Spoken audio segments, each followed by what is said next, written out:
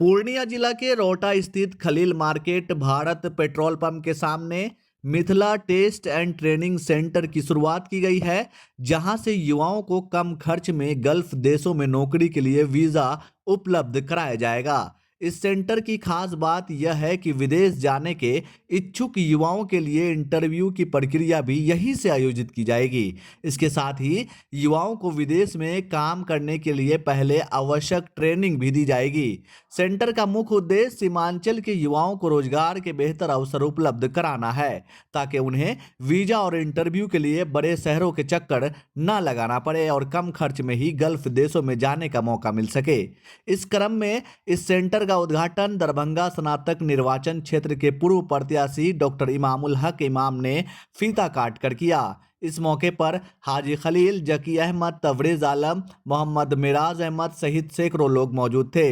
मुख्य अतिथि डॉक्टर इमाम ने कहा है कि यह सेंटर सीमांचल के युवाओं के लिए काफी उपयोगी साबित होगा। यहां से ट्रेनिंग और वीजा की सुविधा मिलने से युवाओं को विदेश में रोजगार पाने का बेहतर अवसर मिलेगा और क्षेत्र के विकास को भी बढ़ावा मिलेगा।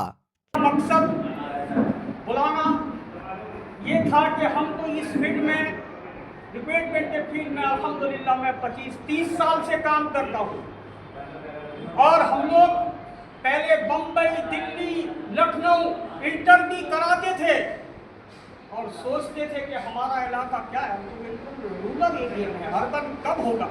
मगर नहीं, इंसान अगर कोशिश करे तो कहीं से कुछ न कुछ हो सकता है।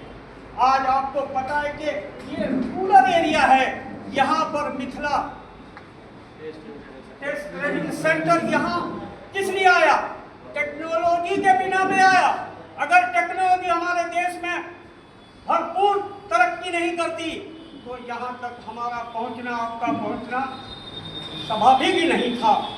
तो ये बड़ी बात है कि रोहटा की धरती, इस इलाके की धरती को अल्हम्दुलिल्लाह हम चाहते हैं कि कम से कम मार्जिन में भेजें और इंशाअल्लाह बहुत कम मार्जिन में। मैं ये कह देता हूँ कि कोई भी पॉसिबल है, ऐसा मैं काम करूँगा कि पॉसिबल है, हर आदमी ये दे सकता है। बहुत बड़ी बात है हमारे लिए और मैं सबसे तबरेज साहब का बहुत बहुत शुक्र अदा करता हूँ और जकी अकबर साहब का कहता हूँ कि वो लोग रोहटा में हिम्मत किए ये सेंटर डालने के लिए। पूर्णिया, किशनगंज, कटिहार, अररिया छोड़ के ये देहात के एरिया में उसने ये हिम्मत किया है। बड़ी बात है उन लोगों के लिए कि इतना इन्वेस्ट करने के बाद भी वो एक जंगल, समझ लो कि रोहटा एक जंगल देहात का एरिया है, वहां पे आके इन्वेस्ट करने का काम किया है। ये बस सराहनीय